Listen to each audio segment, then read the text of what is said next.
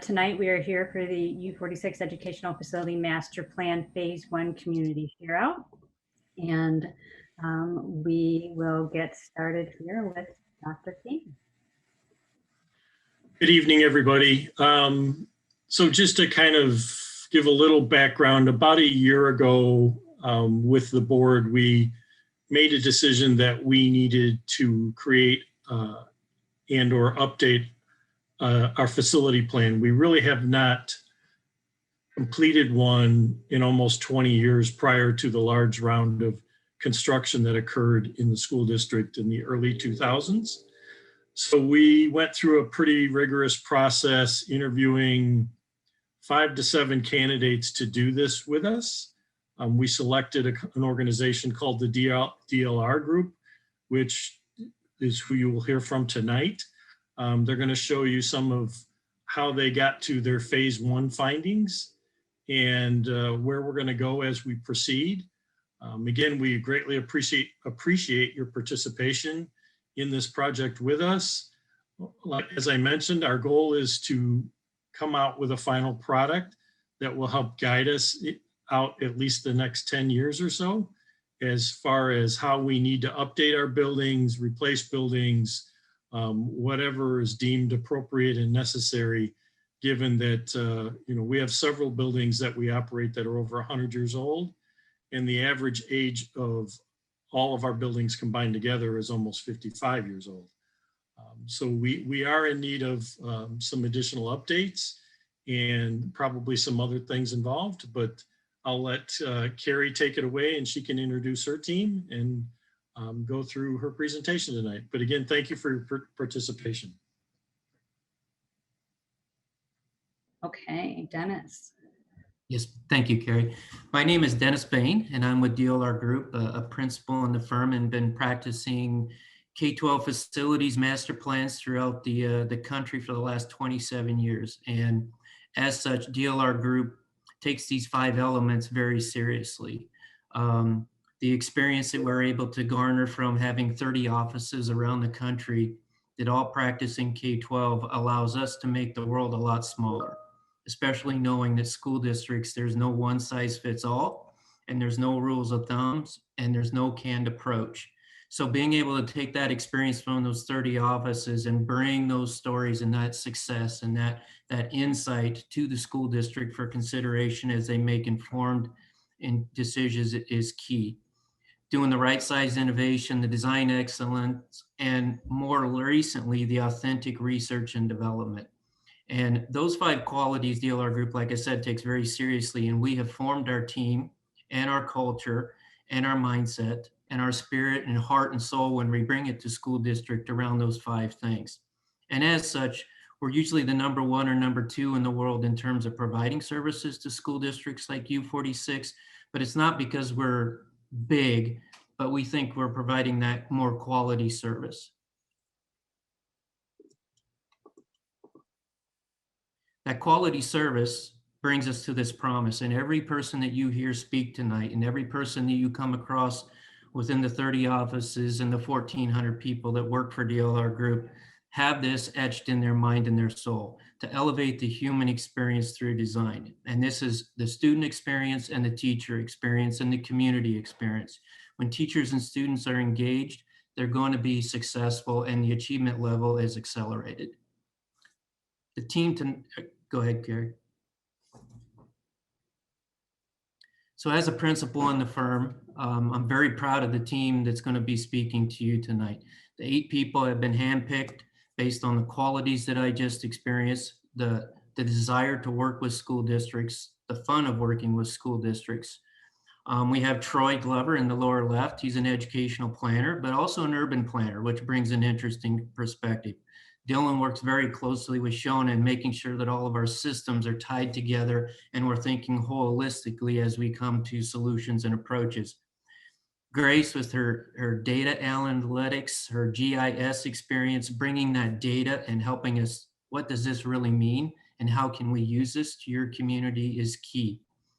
Aaron, of course, K-12 educational designer, and also brings tremendous technical expertise particularly as we walk around through all of your buildings and find out what the quality is and what do we really have to work with moving forward to elevate that student and teacher experience.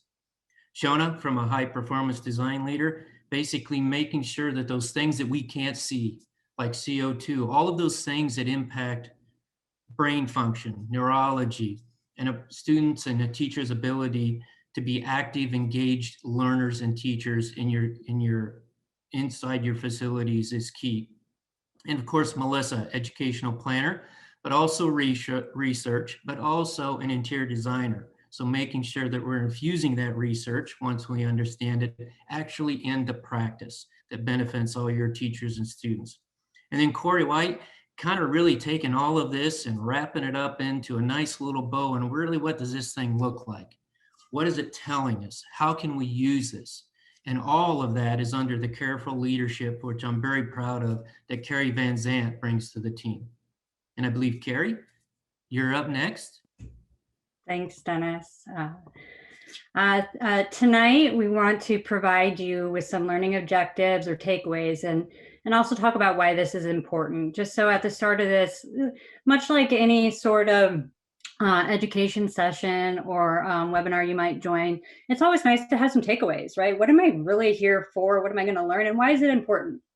So tonight, we really want you to learn to be able to read and interpret the building snapshots for the particular building or buildings that you might be associated with in U46, or all of them for that matter. Also to comprehend and understand the rigorous processes that our team has used throughout this first phase, and understand what's currently happening in the district. Also understand how this information will be carried forward and used in the decision-making process as we work with and alongside the district facility and operations team and steering committee to make a recommendation for a master plan for the district. These are important because we want you to, as the community, to be informed throughout the process so that you understand the value that to you that we present to you and the value at the end of the day for a plan that is recommended to the Board of Education. And because using objective data allows us to draw comparisons that can help inform the process to build equity and parity across the district. So tonight, our agenda will be to take a look and understand the overview of the educational facility master plan process. And you will probably see it consolidated to an acronym called EFMP because it is a mouthful. Phase 1 findings will be the bulk of our conversation tonight.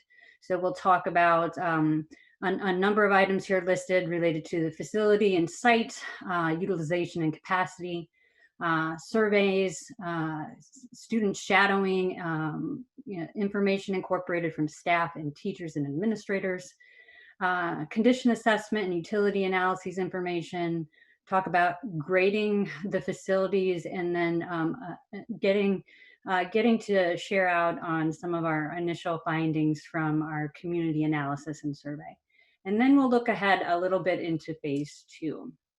But before we get started, we have a poll for the audience just to get an understanding of who's with us tonight. And so as we pull up the poll questions, we want to know from you some general information. So on your screen, you should see a poll pop up. And the first question is what best describes your relationship to SD U46?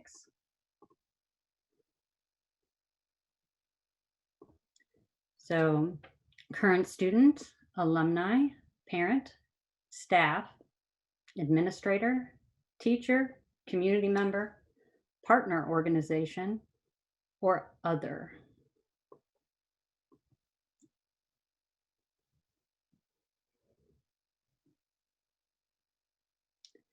And then for question 2, I see some of you are able to move forward on the questions. Have you been to any master planning meetings or workshops as part of this process?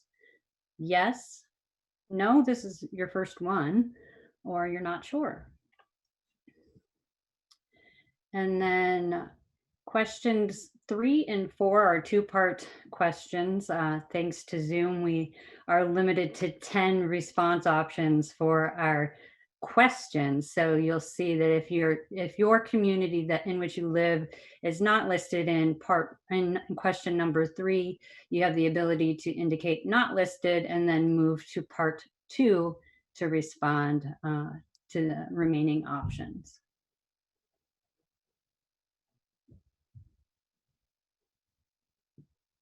So we've got about 2/3 of the responses. We'll leave this open for a little bit yet so we can get more feedback.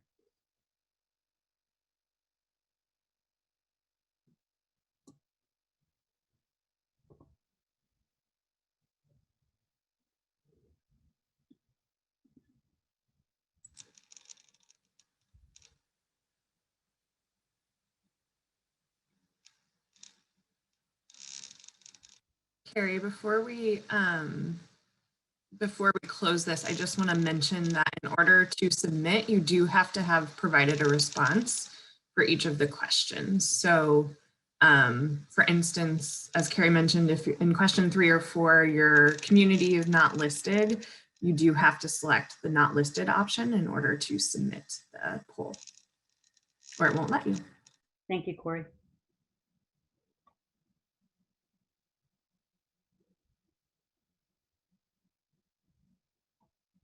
All right. We'll wait a few more seconds as people are responding, just so you have an opportunity to submit your answers, and then we will end the polling.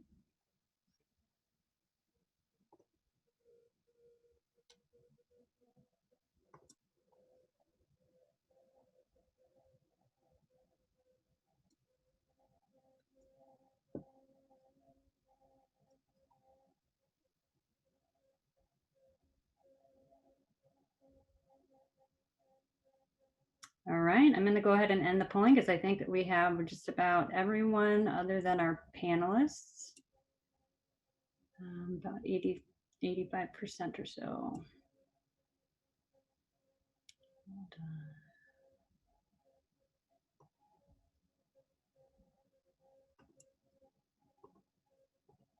Let's see.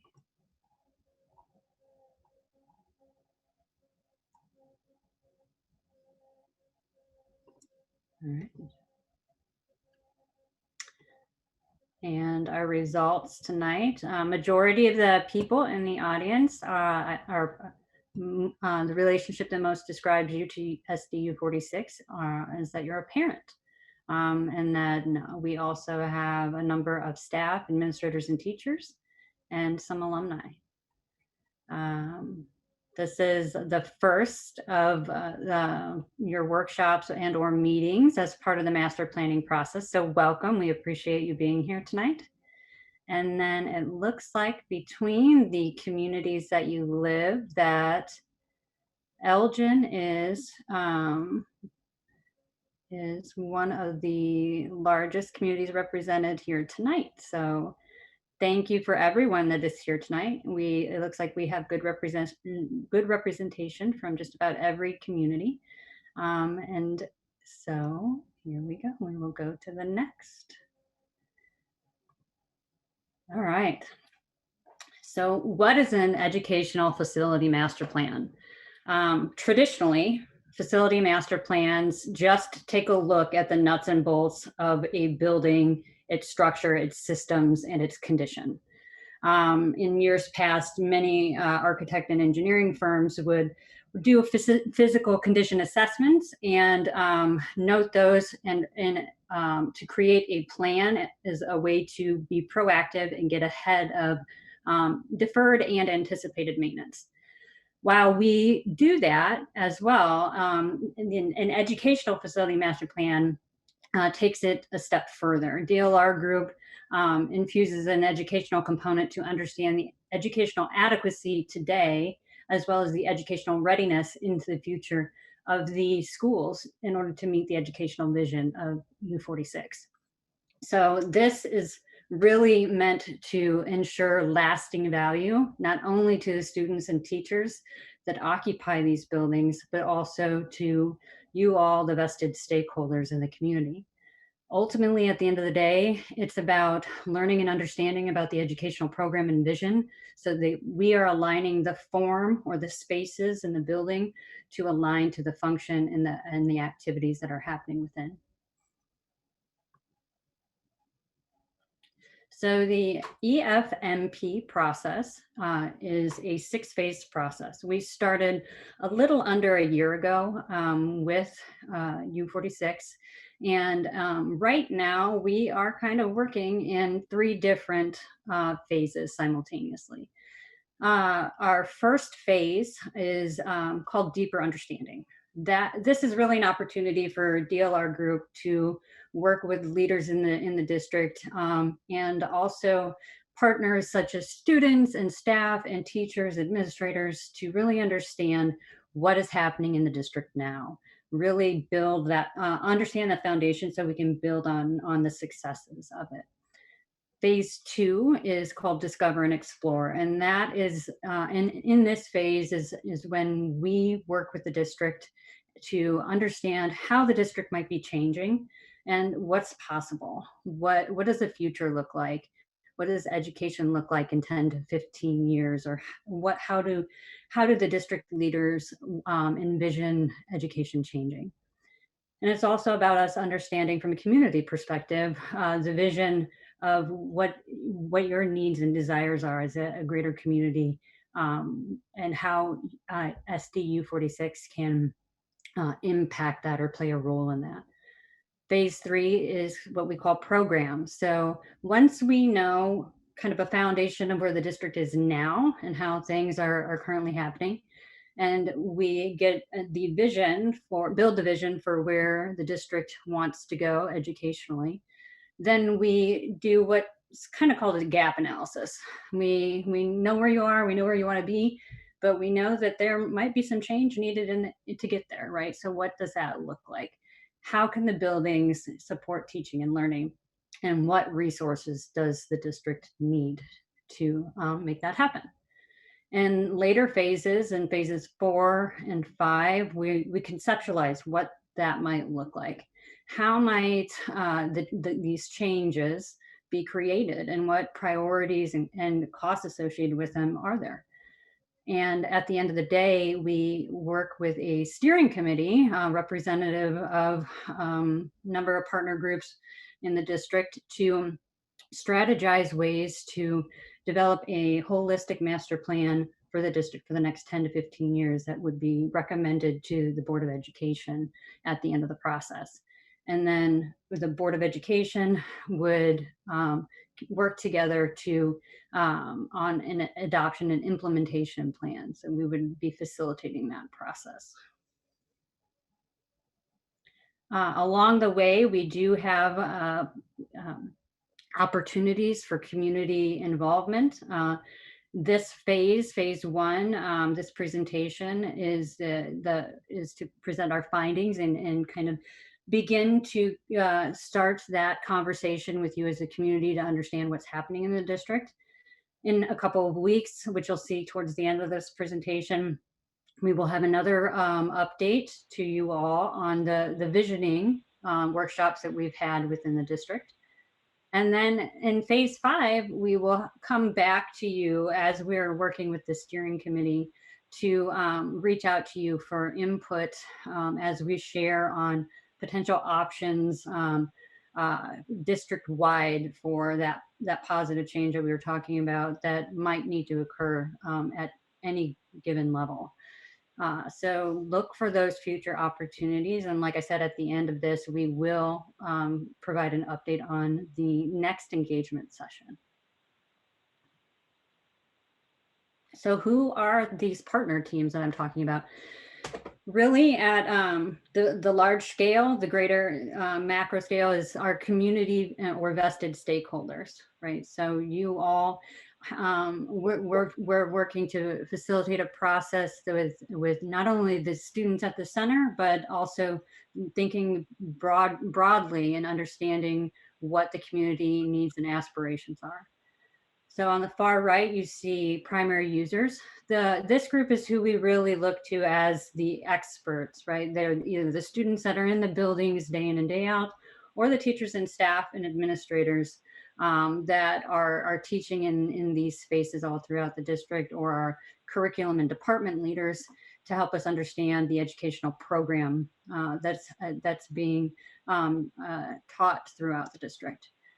We also work with the facility and operations team to understand the physical condition maintenance related and energy usage related aspects. In between that, we've got a steering committee that will set to kick off later in February. The steering committee is really a group that we will work with to strategize and have conversations and be the conduit between the larger community and the master planning process. And then on a regular basis, we work with the facility and operations team, and also have opportunities to check in with the cabinet members as well.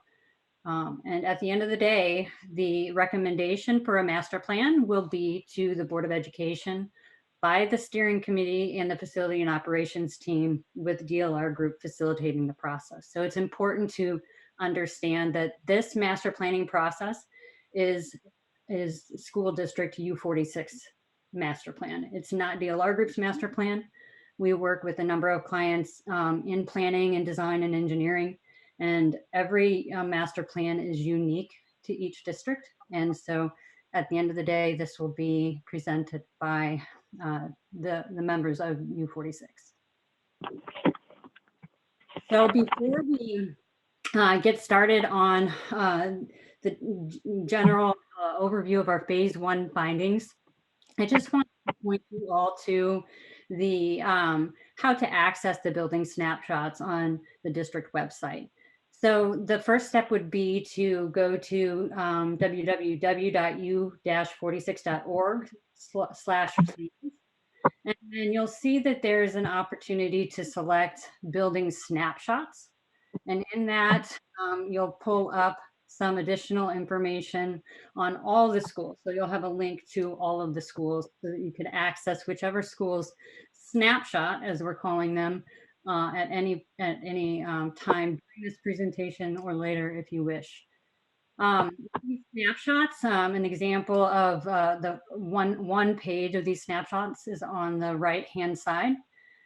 These are snapshots in time, right? So snapshots of our data findings, survey gathering, et cetera, for this particular school at this point in time.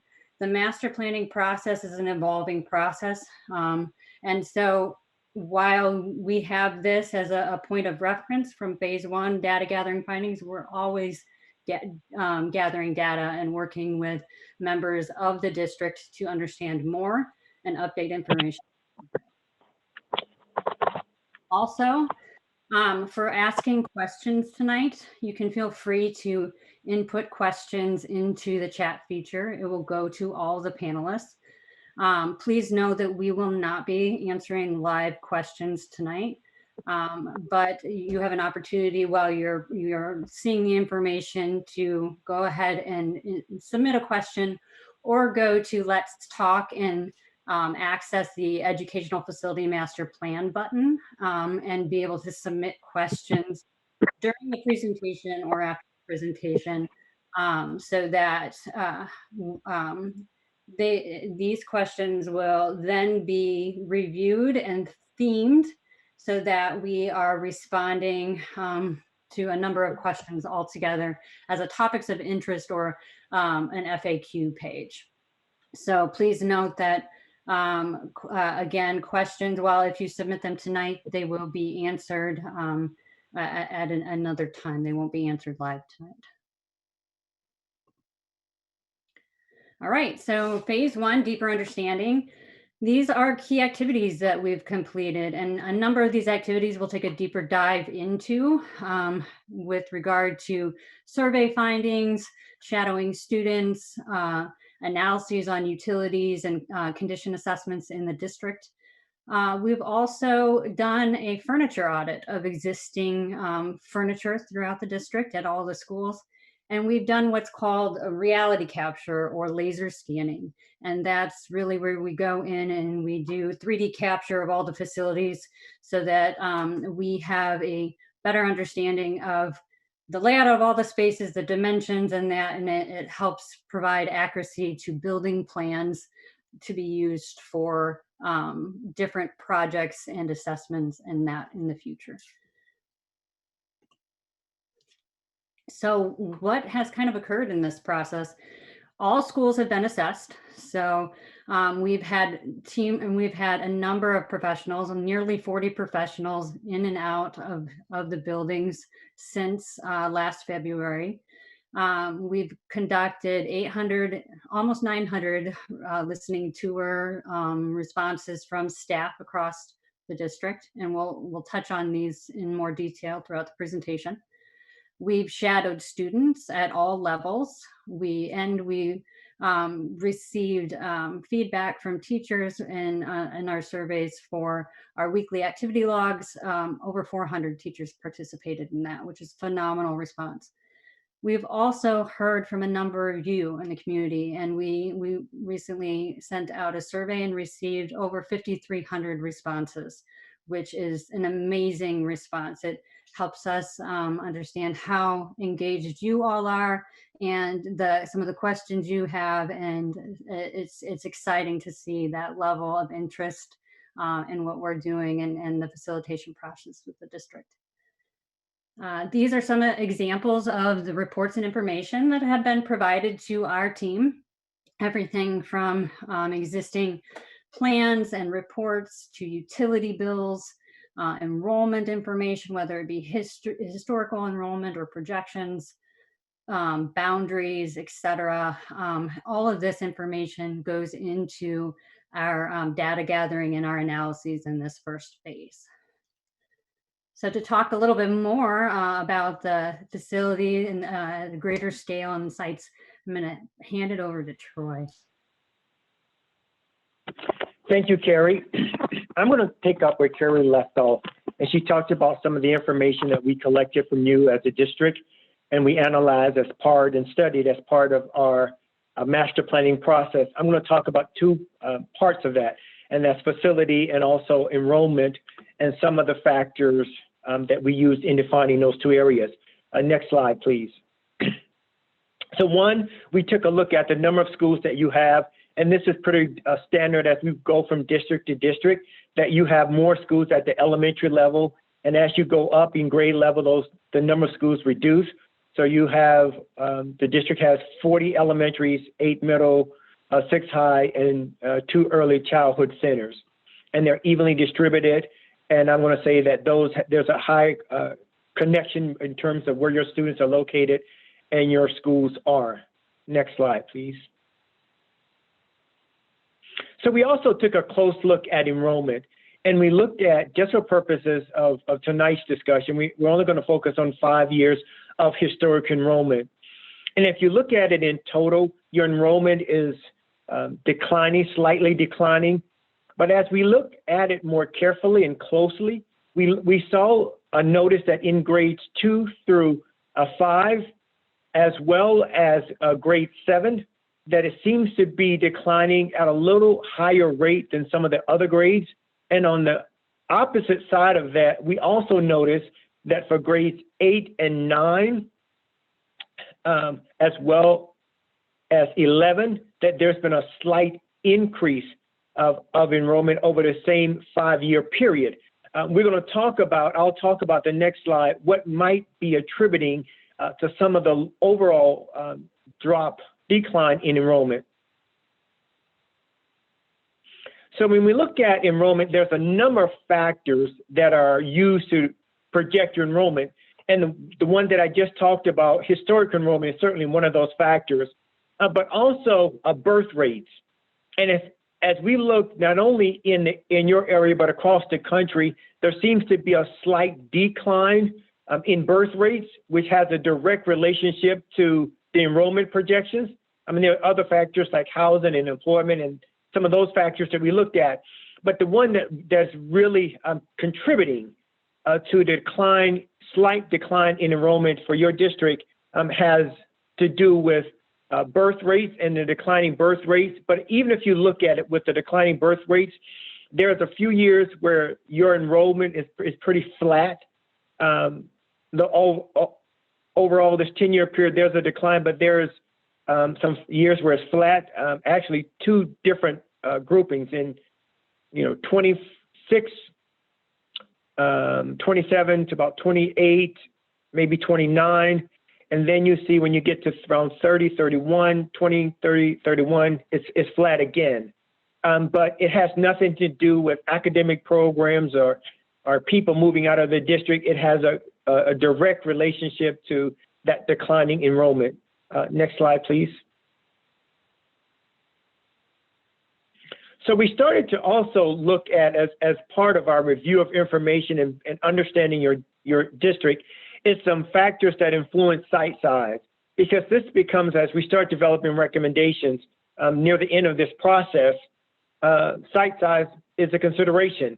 So when we start looking at site size, there's a number of factors that come into play. One is whether it's an elementary, middle, or high school, the number of students. And as you looked at these different grade levels, at elementary, you may have play areas. You may have a basketball court or play field.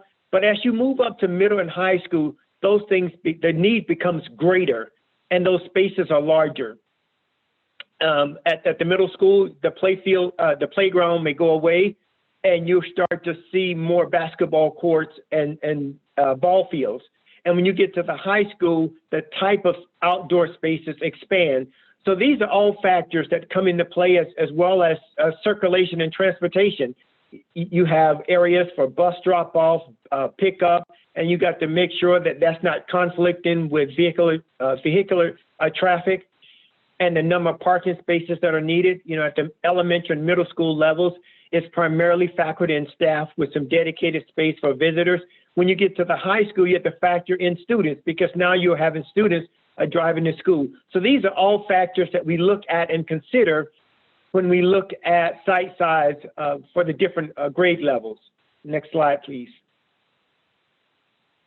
So we also looked at some acreage information.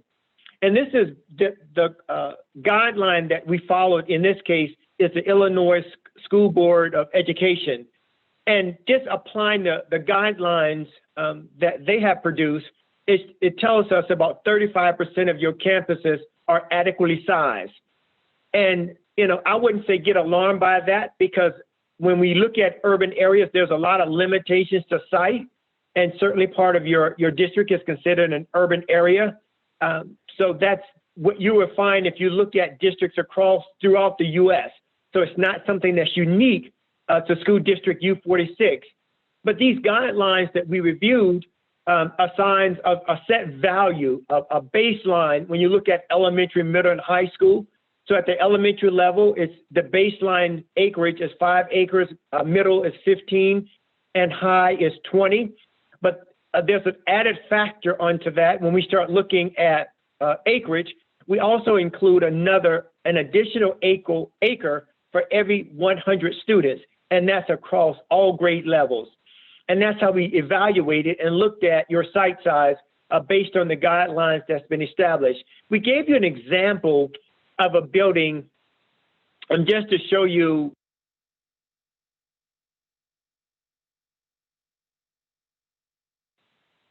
applying the criteria, is in this case, a school site, the actual school site is slightly under 6 acres. But when we apply this 5 acres for an elementary school, and then we use that 1 acre per 100 students, that takes us to roughly almost 10 acres. And so that shows you an example of the shortage. Another thing that I want to point out here is that you've been fortunate enough to establish some agreements with local park districts. So some of that acreage that is required, that you're meeting some of that requirement, or offsetting that requirement with these agreements with park districts. Next slide, please. One other topic as it relates to that is some factors that influences building size. And here again, it all depends on the type of school, whether it's an elementary, middle, or high school, the number of students that are enrolled at that school. That's a big driver of what size building that you need. Also, what is happening with teaching and learning? What is the academic program, the educational pedagogy that is being applied or used at that school? And those programs determine the kinds of spaces and the number of spaces that are needed. I also talked earlier about some of those outdoor spaces. So both indoor and outdoor sports and athletic facilities that are needed. And those are all drivers and things that we factor in as we look at the size of buildings. And now I'll pass it to my colleague, Corey. Thanks, Troy. So next we're going to take a look at utilization and capacity. And what that means is simply utilization is how space is used throughout the school, and capacity is how many people it can hold. Go to the next one. So on the school sheets, you'll see some calculations and a simple bar graph that represents three different numbers, which have three different meanings. The first one on the top is related to occupancy. And occupancy is the number of people that can be housed in a space based on the building and the fire code. So every building is required to determine its occupancy, whether it's a school, a hospital, an auditorium, a hotel. Every building has an occupancy. This is not the recommended numbers of students for a space, but it's the maximum allowed by code. And what this number does is typically indicates to the architects and the designers and the fire department how many people might be in the building and how many exits are needed out of the building for safe departure. The next bar here is effective capacity. So this explains the number of students that a school can effectively support based on current practices and the vision for teaching and learning.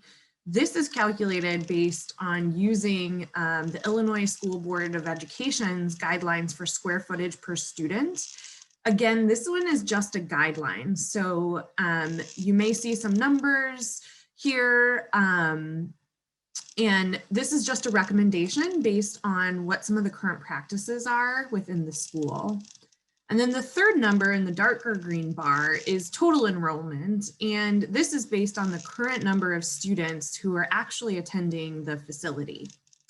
So I just want to reiterate that effective capacity is not a code metric for how many people can be in the building.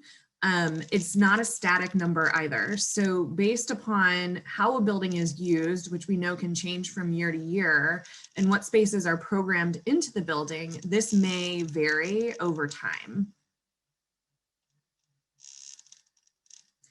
Here's an example of how this might look in an actual classroom. And this is what you'll see on each of the school sheets floor plans once you take a look at the schools you're interested in, or the ones that maybe you have that you attend or you have children attending.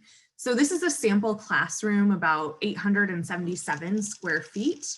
The first number on your left is the code occupancy. So this is the max number of people that could be in this room.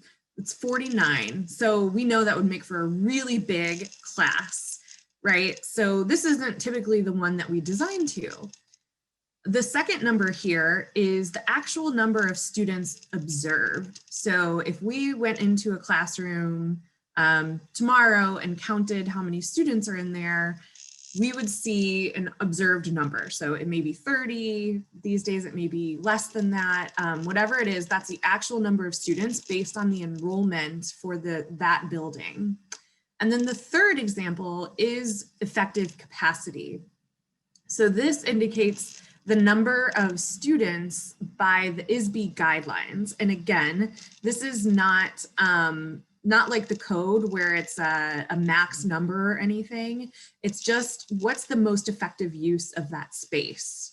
So in some cases, you may see these numbers match up with the actual number of students, or in this case, it's showing as lower, which just means that in order to, based on the teaching and learning, that's the ideal number of students. You can go to the next one. So when you're taking a look at the school sheets, this is an example of what the plan will look like. And so we've overlaid both the utilization and the capacity here. So the colors are tied to the plan key that you see in the lower left-hand corner. And these indicate the different types of spaces. So we have general classrooms, we have kindergarten classrooms, we have special education, art, music, gym, cafeteria, a whole variety of space types. And we've done an analysis on each building. What you're seeing in the red bubbles indicate the capacity that we just talked about. So that the number in the bubbles is effective capacity, the recommended number of students based on the guideline and the teaching practices for the district. Another aspect of the building that we look at in relationship to the plans is area comparison. So we took all of the classrooms in the district and looked at what their square footage was. We then determined what the average square footage was for each of these classroom types. So core classroom, kindergarten classroom, art, music, gym, cafeteria, and learning commons. And we determined what that average size was across the district. And then in the colored bars, you'll see at each elementary school what their average size is for that space type. So for an example, the district average for an elementary classroom is 845 square feet, but the average at this school is slightly larger at 912. You may see at on some of these area comparison charts that a bar might be missing, and that would indicate that there is not a dedicated space for that function.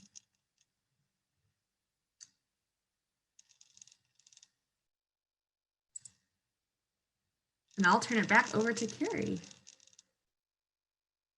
Thank you. Talking while on mute always gets me every time.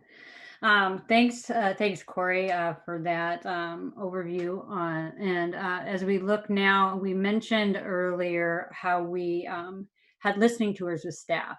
And pre-COVID, we were able to meet with different staff members and teachers at buildings face-to-face. We provided AM, PM, and lunchtime sessions to meet with staff to understand challenges and opportunities that are happening in their building, things that are working really well that could be replicated, things that could be improved. And so it was our opportunity to meet with staff to listen and understand what things are happening based on their perspective and use of the spaces. Due to COVID and our desire to get more far-reaching responses from the district, we extended a survey out to staff and teachers all across the district. This was an anonymous survey that was distributed via an online platform, and over 4,500 teachers. We received approximately just under 900 responses from all schools. The response rates varied by school. So depending on those that responded, we had 15 to 43%. Average response rates for online email surveys are about 23%.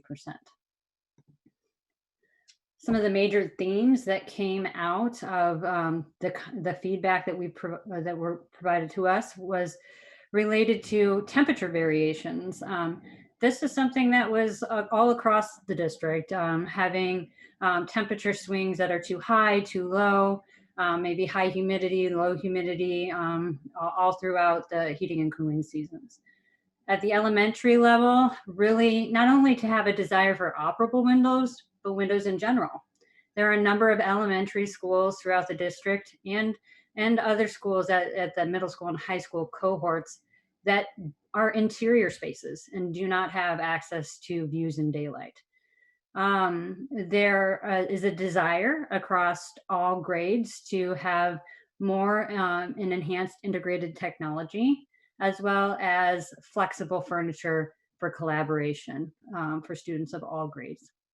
Some great things, great comments and feedback that we received are related to some of the updates that are happening throughout the schools. For instance, some of the learning commons or library updates at the high school.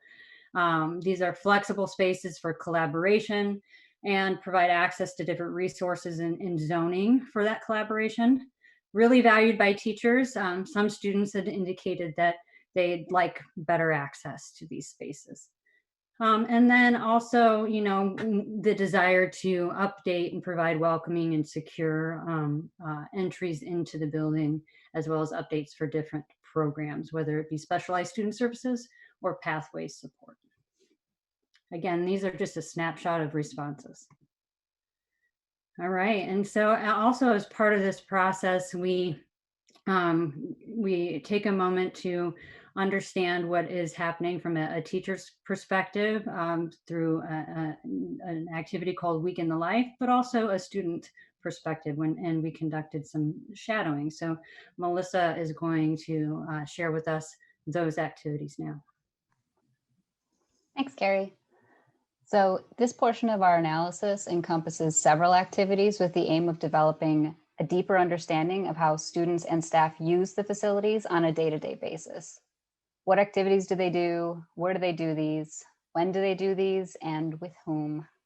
Next slide, please. So it's important for us to understand the current processes for teaching and learning in order to compare these in upcoming phases to the desired future educational activities and modalities. So in phase 1, we ask, how are spaces meeting the needs of their users? So that in phase 2, we will ask and imagine what might those needs look like in the future. We conducted 2 major activities during this phase that feed into this analysis. The first was student shadowing, and the second was a Week in the Life teacher survey. This information was sorted into categories of activities, which we'll touch on in a second. And then next, through a series of activities in phase 2, we'll look at where U46 aims to move their teaching and learning and see how this differs to promote discussion and innovation in later phases. So the activity categories were developed through a review of relevant research that explored the varying physical, social, and cognitive needs that support student success. One facet of this, for example, is reducing distractions for focused work areas.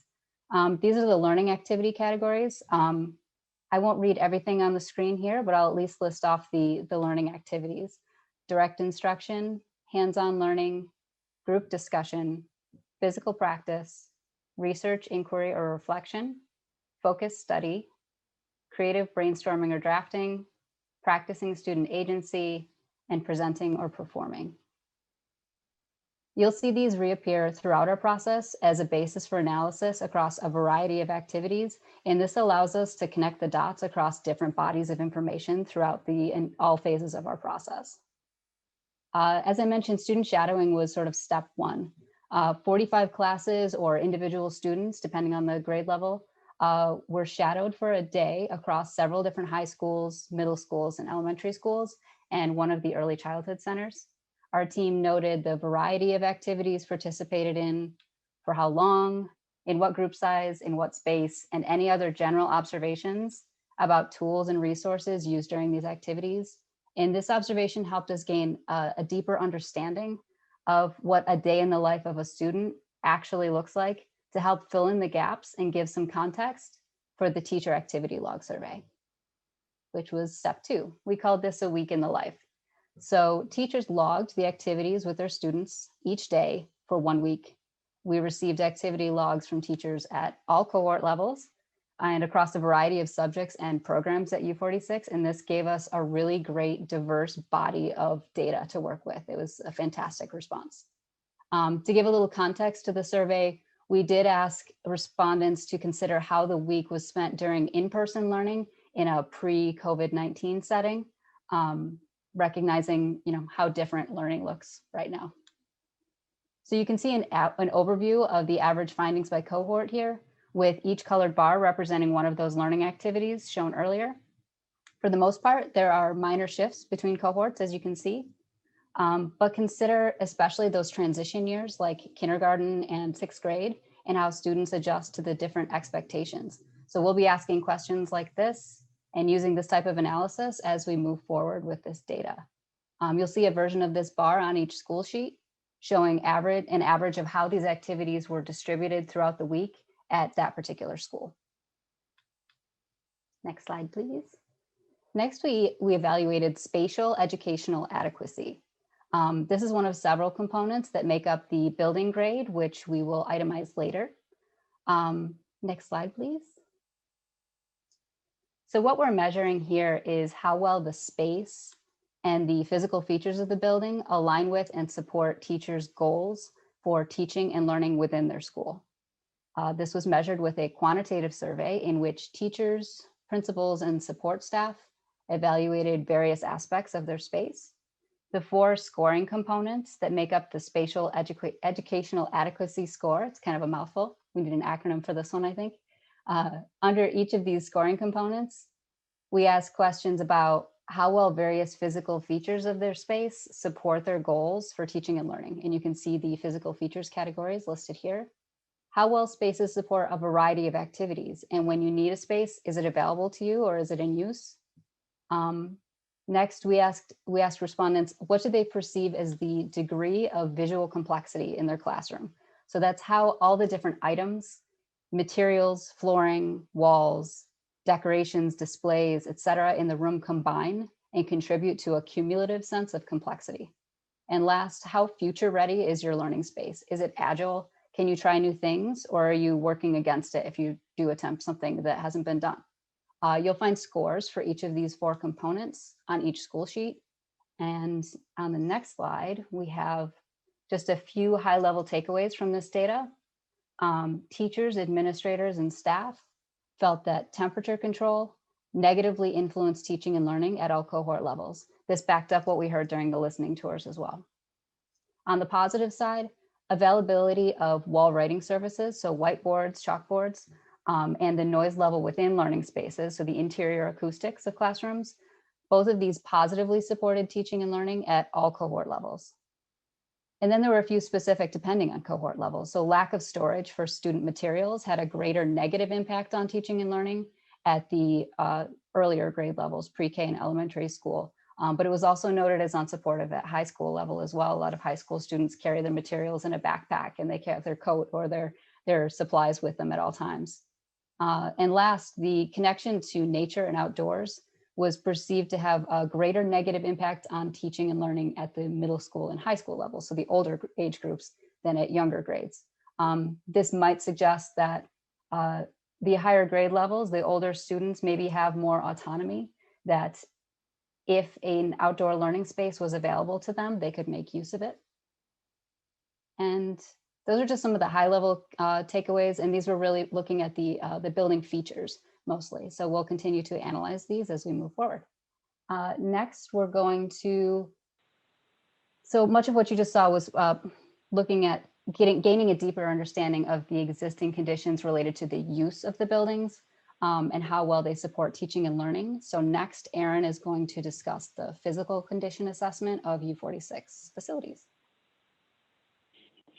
Thank you, Melissa. As Melissa mentioned, I will be covering on the next couple of slides the Facility Condition Assessment, or FCA, that was completed as part of phase 1 of the master plan. A team from DLR Group and a team from our engineering partners, IMEG, evaluated all spaces within and outside of all 56 buildings of all 56 school buildings of the school district this past summer.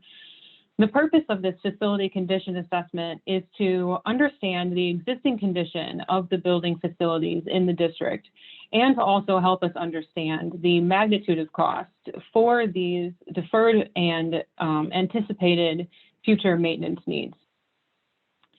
All spaces of the building were evaluated. You'll hear me use the term building systems. By building systems, I mean not only the mechanical, electrical, and plumbing systems, but also the interior finishes and components and the exterior wall and materials.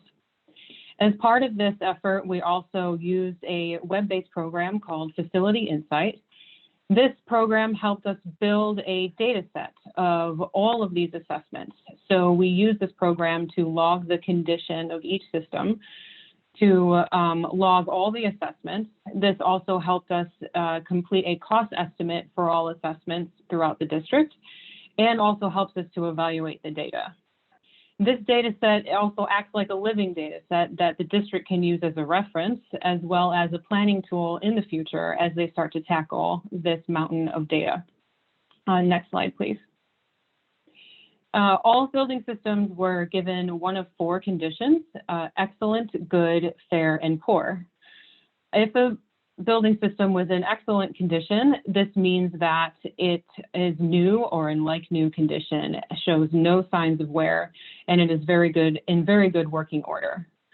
A building system in good condition means that it might show some minor signs of normal use, but it really is generally in good condition throughout its structural components and finish, and it is fully working and functioning properly.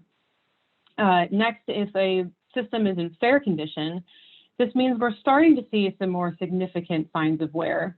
It's still not serious yet, but you are starting to see signs of wear and maybe even evidence of a previous repair, but the system is generally still functioning properly.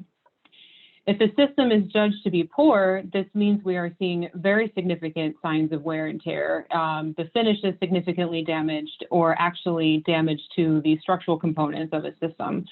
And it is also likely near the end of its life or is not functioning properly. Next slide, please. As I previously mentioned, we also completed a cost estimate of the assessments in this district. So this slide illustrates the total cost for the systems and the assessments broken down by building use type, and also highlights the total cost for the poor and fair assessments in each category. Starting at the top, we have the total cost of the poor and fair assessments for all 40 elementary schools is a total of $154 million.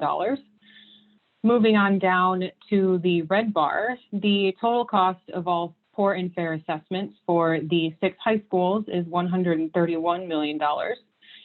Moving on down to the gray bar, there is the total for the poor and fair assessments for the 8 middle schools in the district. This total is $64 million. And at the bottom, we have a total cost of $5 million for the poor and fair assessments for the early childhood centers. On the right here, you'll see the total. For the poor and fair assessments, the total cost is $354.6 million. These can be some big, scary numbers, but it's important to note and remember that the condition assessment is only one of the factors used to evaluate a building. All of the factors previously mentioned in the presentation, and even more that you will hear moving forward, such as educational adequacy, indoor environmental quality, and the impact of a school as a community resource. All of these are factors that are also used to judge a building and will be used as factors to form recommendations as part of this master plan. Okay, and next we will move on to Shona, who will explain the utility analysis completed as part of phase 1. Thank you, Erin. And so the reason that we do a utility analysis is really to look back historically on how the buildings have performed over time. And so what we're doing here is gathering your electricity bills and your gas bills for each of the buildings in order to see how they perform both in the summer and the winter months. On the next slide, you'll see that by combining both the electricity and gas usage, we convert them over to a certain unit so that we can compare both gas and electricity together. And we divide that by the area of the building. And we come up with something that we call an EUI, or an energy use intensity. The goal of an EUI is really to be able to compare apples to apples when it comes to buildings by creating an energy per square foot value.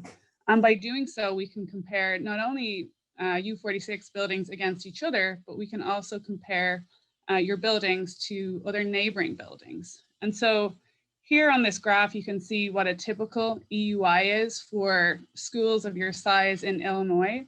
And so Illinois schools average has an energy use intensity of 53 kBTU per square foot.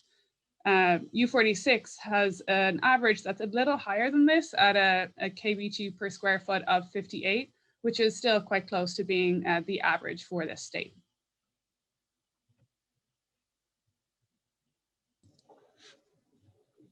All right, thank you, Shona.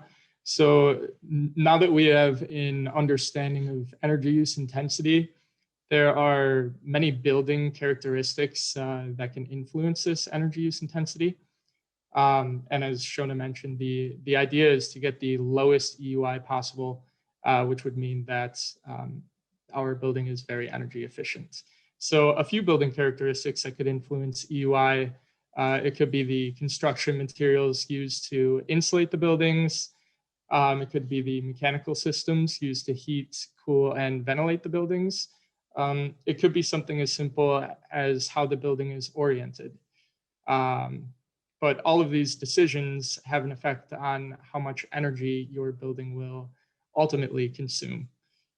So to dive a bit deeper into the, sorry, Carrie, if you could go back. To dive a bit deeper into the building orientation example, during the winter months, the south-facing facades of a building actually get the most direct sunlight because the sun is lower in the sky. And so if the building was oriented in a way that a large percentage of the exterior walls are south-facing, they can actually utilize some of the solar energy along with the mass of the building to help decrease the amount of energy needed to heat the building in the winter months. And that's just one example. Other influences that could affect EUI are more specific to occupant practices or how the spaces are being utilized. And one example of this would be the difference between a computer room or a computer lab and a typical classroom. The computer equipment along with the students are going to generate quite a bit of heat, and your computer lab will have a much higher energy requirement to remove this heat. So those are just a couple of examples of characteristics that could affect the energy consumption within a building. And moving forward, so the graphic that you see on the right-hand side was produced by the US Department of Energy, and it really aims to summarize where energy is being used within the a K through 12 facility. And this particular pie chart is specific to Illinois. So depending on where your building is located, your climate zone, this pie chart could drastically change. But as we can see, specific to a K through 12 school in Illinois, the large energy consumers are space heating, lighting, domestic water heating, and your space cooling. And my major takeaway from this graphic is that the large energy consuming portions of a school are really focused on occupant comfort and keeping the occupants comfortable and happy. So for example, maintaining lighting levels that are adequate for the learning environment, making sure that temperature control is all right so that the students and teachers can focus. Also, I think it's important to note that a certain amount of energy is required to maintain favorable indoor air quality. And so we would love our buildings to be as energy efficient as possible, but we also need to introduce fresh air to the occupied spaces. And this is important, more important now than ever. This often requires that the building, this ventilation requirement often comes at an energy cost. So we can go to the next slide. So we were also able to analyze the water consumption at each facility within the district. Similar to energy use intensity, we're using this water use intensity metric is kind of a fair way to compare the water consumption from facility to facility, independent of the size or the square footage. And also, again, similarly to this EUI concept, the lower the value, generally the better. The lower values generally signify good water conservation practices at the facility. So this idea of water conservation is important because we know that fresh water is a limited resource. So the US Energy Information Administration, or the EIA, included this metric in a survey that was issued to all commercial buildings in the United States, and pulled from this database of information that was gathered is the green bar on the bar chart, which represents the average water consumption in a K through 12 facility within the United States. So we can see here that the large majority of these schools at U46 fall to the right-hand side of this bar, which is a good thing. That means that these schools are consuming less water than the average school. And with that, I will hand it to Carrie. Thanks, Dylan. So next we're going to be talking about grading, and on the school snapshots, you will see that there is, there we go, a section at the top left on one side of the pages, or on, if there's multiple, it'll be at the top left anchored. And the grading categories, there's 5 different grading categories. Some of them have subcategories, but each of these categories weighs in, so to speak, for an overall grade for each of the buildings. The percent in parentheses is the weight of the category to the aggregate facility grade, which is highlighted in orange on that section in your building snapshot. So the facility condition index, this is a metric of the total dollar amount of fair and poor items divided by the current replacement value of that facility. So it gives us a metric, and then falls on a range from excellent to poor, and that's how that is graded. The spatial educational adequacy is based on survey responses and the targeted questions that we provided to staff and teachers and principals throughout the district. Water usage, as Dylan explained, is the analysis of the water usage per building square footage, and is used comparing utility data from CBEX, or the Commercial Buildings Energy Consumption Survey. Energy usage is related to the energy usage per building square footage, or the EUI.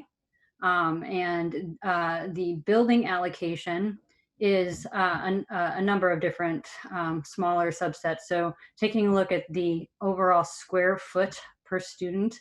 So if you take the gross square foot of a building, divided and take that divided by the enrollment, that gives you a square footage per student number. And that's evaluated using standard practices for school construction in our region.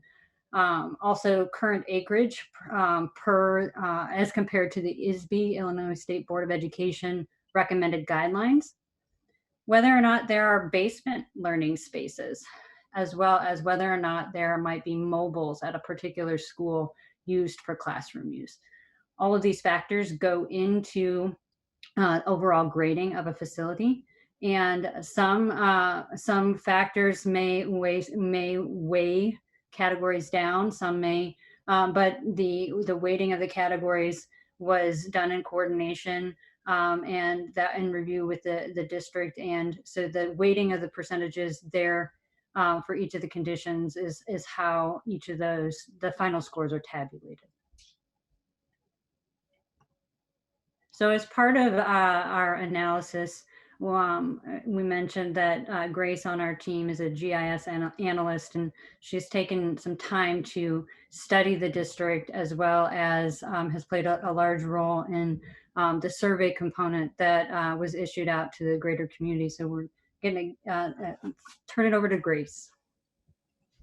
everyone. So a lot of what you've heard in this presentation is focused on the school buildings and what's happening inside of them. So things like utilities and facility assessments and student and teacher experiences. But we wanted to take a step back from that and look at how schools are functioning in broader community systems. We know that schools don't operate in isolation. They're a broader set of community systems and resources, and anybody that walks into a school door is still affected by the other things happening outside of the school. And we wanted to really understand those relationships and those intersections and how schools in District U46 could help play a role in supporting broader community systems. So in order to do that, we did two things, which was we turned to data and information that's already available about communities in the district. That would be the GIS analysis. And then we thought that it would be really important to also directly ask community members, residents, and people who may be impacted by the district what their experience was. And that was the district community survey. We wanted to make sure that those voices were heard. You can go to the next slide.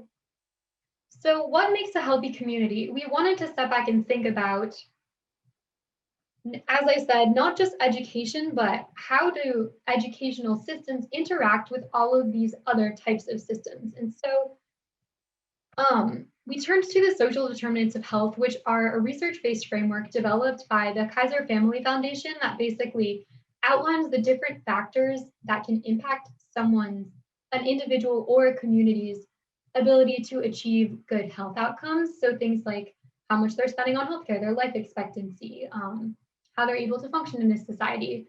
And we thought that taking a holistic approach might help us understand where U46 schools fit in and how they can help these broader systems. So I'm going to be continuing to reference the social determinants of health as we go throughout this. And we use this lens for both asking some questions on the survey and for analyzing community conditions using geospatial data. The district community survey. So as I mentioned earlier, we sent out a survey to everyone in the district via an online platform. It was distributed via email, via text, newsletter, as well as social media and some other forms of communication in both English and Spanish. And it was an anonymous 24-question survey that really sought to understand who are the people in the district, where are they coming from, where do they live and work, what is their experience within the district, and what is their experience within the broader community.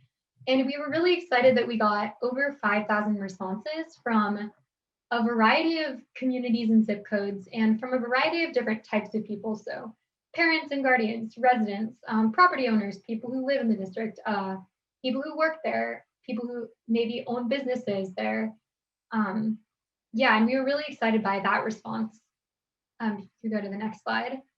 So the first major section of the survey, after asking about demographics, was really asking what is people's experience with the district? And that included questions about the programs and services offered, people's perceptions of the district as a whole, and how they receive communications. And this question is just one example of the types of things that we asked. We asked respondents to respond to the following statements, which I will briefly read, which are, I feel valued by the school district. I feel informed about district news and events. A quality education is supported. U46 programs support my and my child's unique needs. Students feel engaged and excited to learn, and students feel welcome and represented at school. And you can see that across all of these things, there is strong to moderate agreement, which is a good sign. It means that things are generally going well, but there's still some disagreement. So there's room for improvement, and that's part of why this master plan is happening in the first place, so that we can begin to understand why someone might not feel valued by the district and what we can begin to do about that. And this survey lets us know those issues so that we can dive into them deeper and look to other engagements that we've been doing to really get to the bottom of some of these issues. And we also, in addition to having multiple choice questions, wanted to hear directly from people about experiences they wanted to share, and in this case, what change would have the greatest impact on their experience at U46. And a few themes really rose to the top. A lot of people mentioned having smaller class sizes or a smaller student to teacher ratio, and providing more resources and support to teachers. Mental health was also a big theme that came up, both in workshops and in the survey. And then also, how are people thinking about teaching students real world skills? So those were just some of the many great comments that we received. The final section of the survey focused on people's experience with their broader communities. So it asked about what the strengths were, the challenges were, what resources people had access to, and what resources might be missing that they could benefit from in their community. And this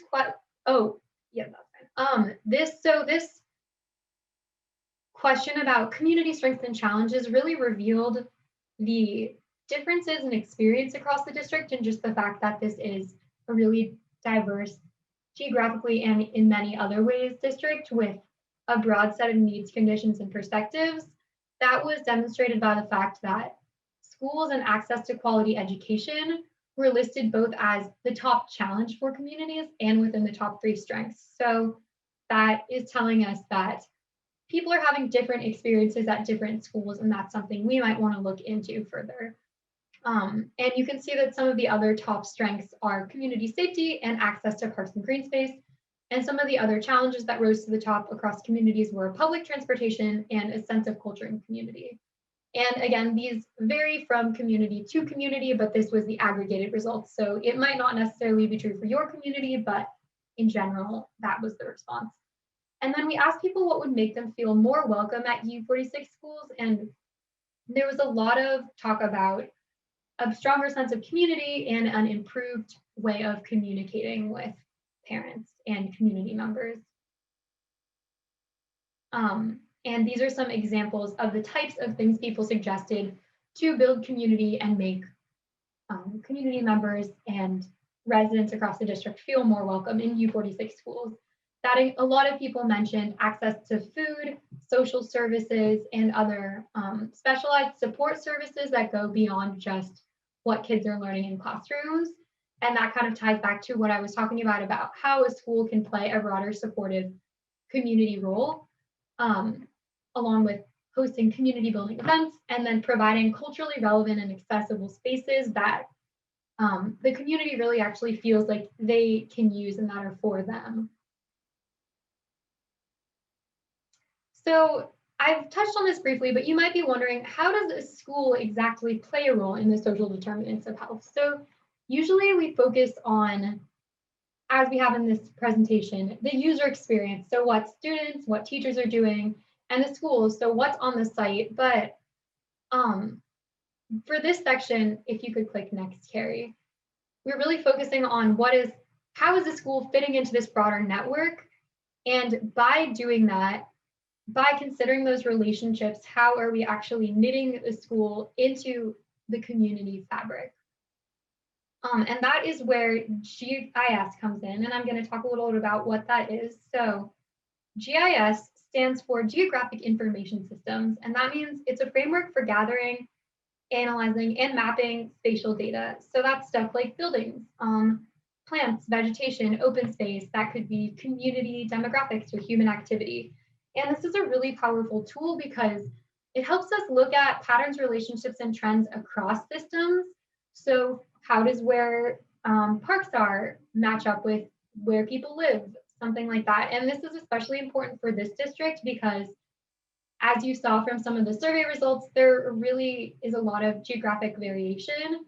And going across 11 communities in 3 counties, this is a way to compare disparate systems that may seem otherwise disparate or separated.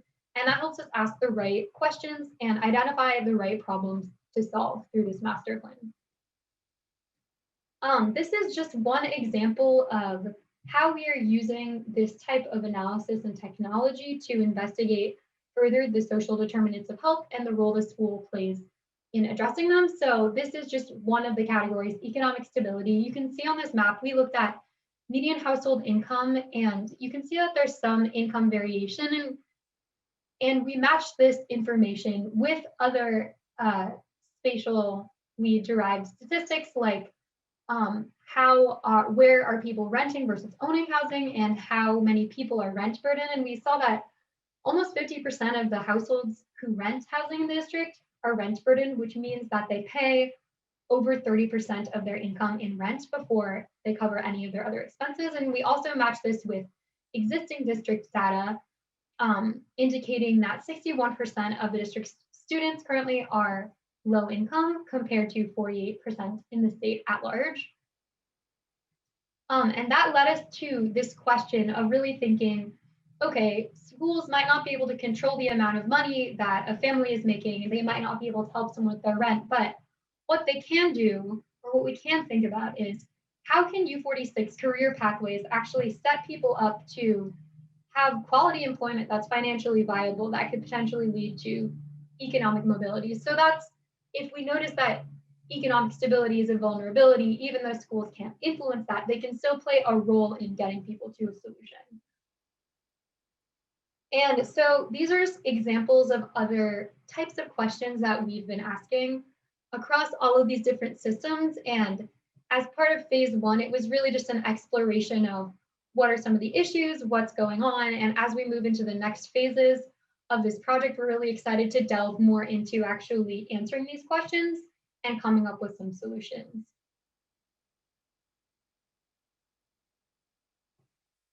All right, thanks, Grace. So before we talk about what's next, now is another opportunity that we would like to poll the audience and get some feedback on some of the information that's been presented here tonight. Pull up the polls. And we will go to the next set of questions. So from what you heard from the information presented tonight, which did you find the most enlightening or informative? And this is a multiple choice question. So there's options on here related to the overall EMFP process, facility context and site analyses, utilization and capacity, listening to or staff surveys, a week in the life, spatial education adequacy, facility condition assessments and utility analyses, qualifying the district facilities, and community surveys and feedback.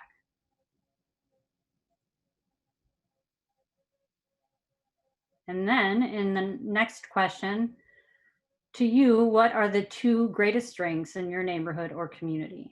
It's multiple choice, and we ask you to pick it two, please. Examples listed are community safety, employment quality and opportunities, access to healthcare, access to healthy food, access to parks and green space, health and human services, public transportation, schools, and access to quality education, a sense of culture and community, or none of these. And then the third question in this set is, which services would you like to have greater access to in your community? Job training and education, recreational activities and facilities, community meeting or gathering spaces, healthcare, public computer labs, public transportation, healthier food options or stores, social services, or none of these.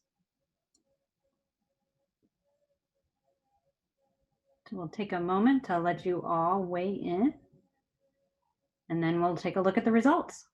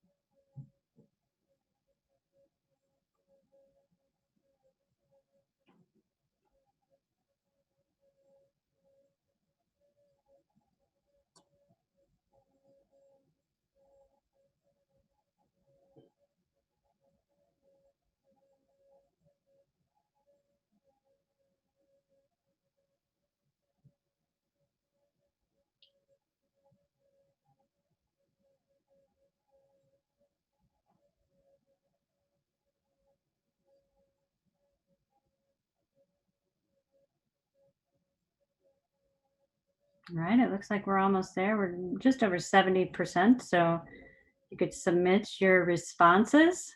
We will end the polling for this set of questions and take a look at what your responses are.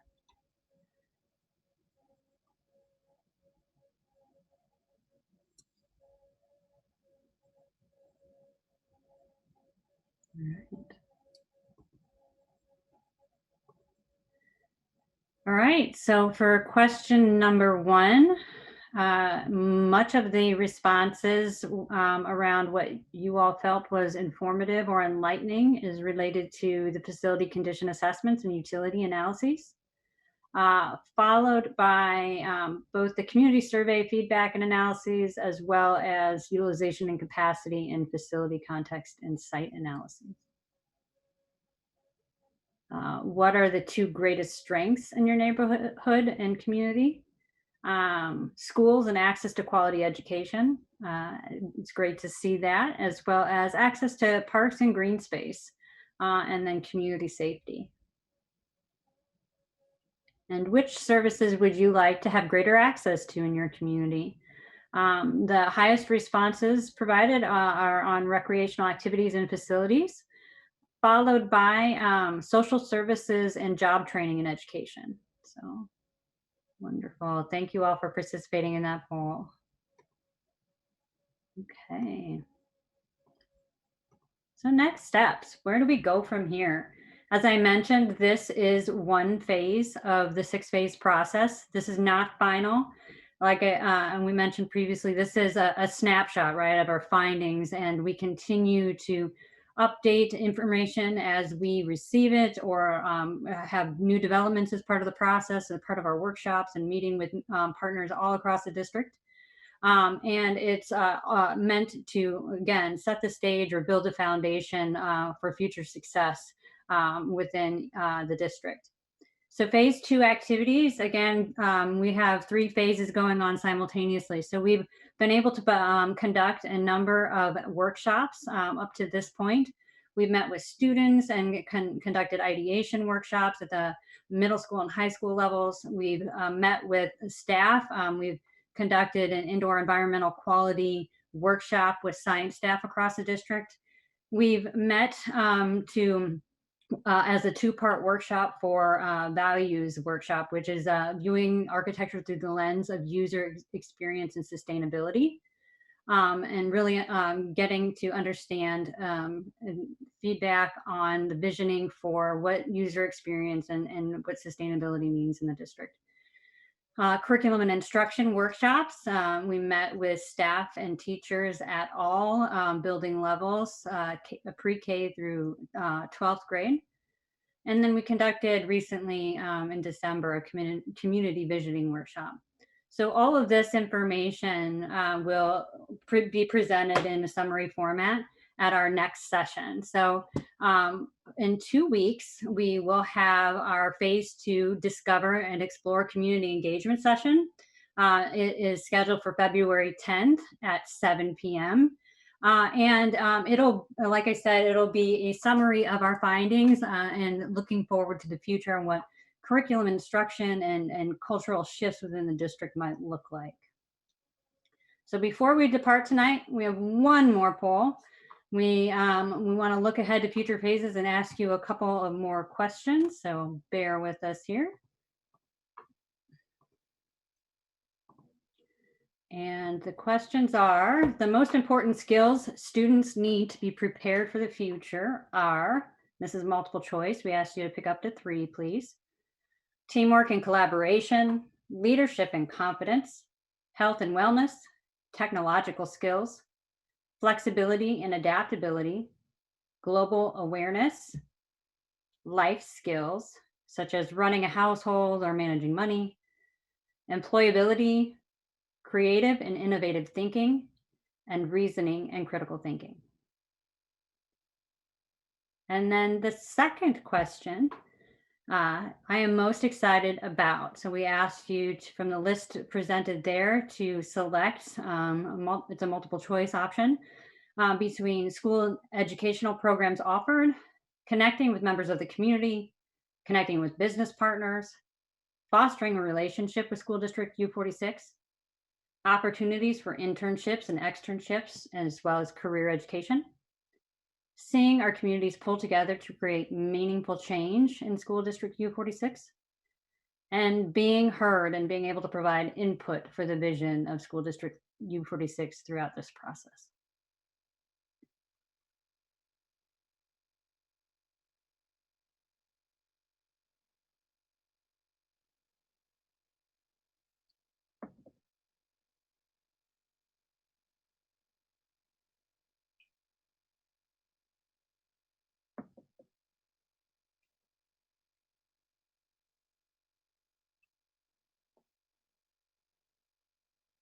Great responses coming in. We got about 80% of participants that have submitted votes.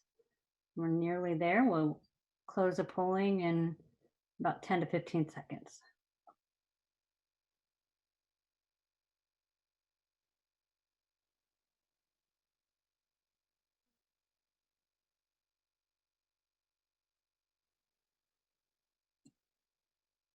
All right. So the results from these last two questions, the most important skill based on responses from you, the audience, for students to be prepared for the future was weighed in at 56% for reasoning and critical thinking, followed by life skills such as running a household and managing money, as well as teamwork and collaboration. And then some of the things you're most excited about, seeing our communities pull together to create meaningful change in SDU 46. I think that's awesome. It's really exciting to see that, actually. And school educational programs that are offered, as well as just being able to be heard and provide input as part of the visioning process. So that's wonderful. Fabulous feedback. We appreciate you all sticking with us as we went through this presentation. Again, we want to point you to how you can ask questions. If you weren't able to submit them via the chat feature tonight, please know that you can go to the Let's Talk platform on U46's website. So the website is on step one, www.u-46.org/let's talk. And then there's an option there under Hot Topics for Educational Facility Master Plan. And you can select that, and then you can submit your questions in that manner. Again, the responses will all be reviewed and grouped and themed. So while you may not get a specific response directly back to you, please know that we will be working with the school and community relations team to develop themed responses as part of topics of interest and an FAQ as part of the master planning process that will be posted on the district's website. And I know this was nearly 2 hours of your life tonight, so I really, on behalf of our team, we really appreciate you joining us tonight. We appreciate your participation.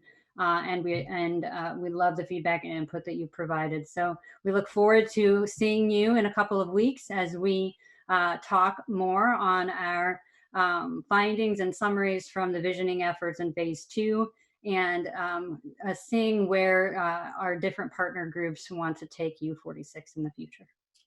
Thank you, everyone, and have a great evening.